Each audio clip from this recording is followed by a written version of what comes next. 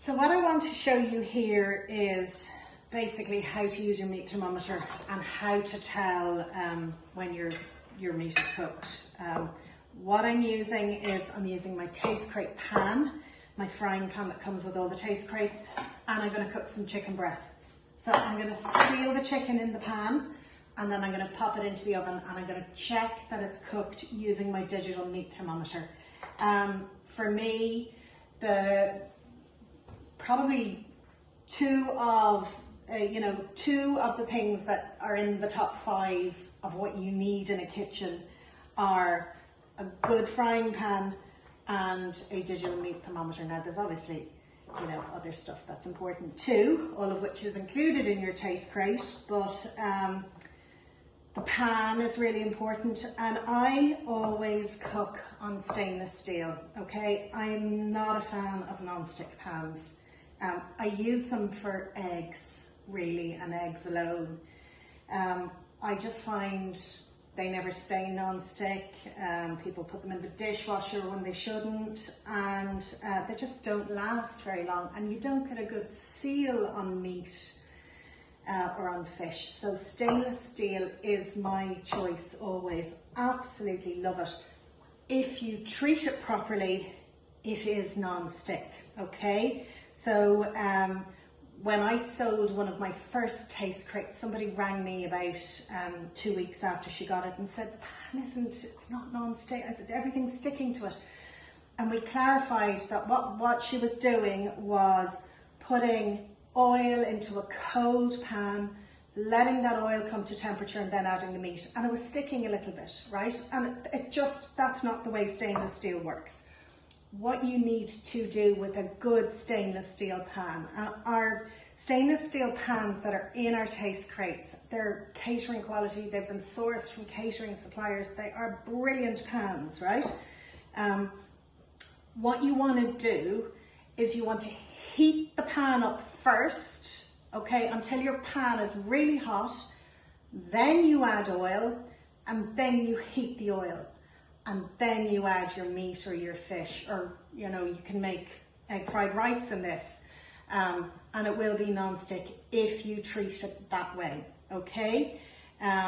So pop the pan on the heat. I use gas at home as well as stainless steel. I have lots of copper pots, and that is why I have gas, but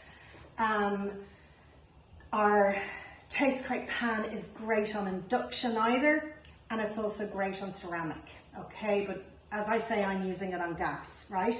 So bring the pan up to a high heat. If you've got an extractor, I'm not going to turn it on because you're not going to be able to hear me talk. But if you've got an extractor in your kitchen, have it on when you're doing this, because you want the pan really, really, really hot, and that will create a little bit of smoke, okay? So just bring it up to temperature. When it's nice and hot and sizzly, add the oil, bring that oil back up to temperature, then add the chicken, okay? So while that's happening, I want to show you how to season meat, okay? So what I do is I use obviously my Maldon salt and my black pepper from my taste crate, but I just have the meat, just do it in the packaging the meat comes in. I just have it on a plate here today, okay, and season the first side, turn it over and season the second side. So that is really important, to season your meat, season your food, full stop. That's the difference between food in a chef's house and food, food in my mum's house. She doesn't use salt, but don't tell anybody. So I'm always sneaking the salt onto the food in her house. But season both sides, salt and pepper. So just turn it over, give your hands a little wash, and there you have it, perfectly seasoned chicken. So if you season your food before you cook it, you will use less salt than if you season it afterwards. And just that little bit of seasoning will make a huge difference in terms of giving your food great flavour. Okay, so I'm moving over to the pan. Okay, so, and just wave your hand. Be careful, obviously. Don't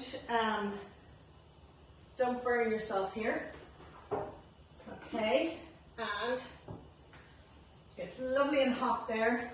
And I'm adding in about a tablespoon of oil. Okay, just lift it up to allow the oil to spread.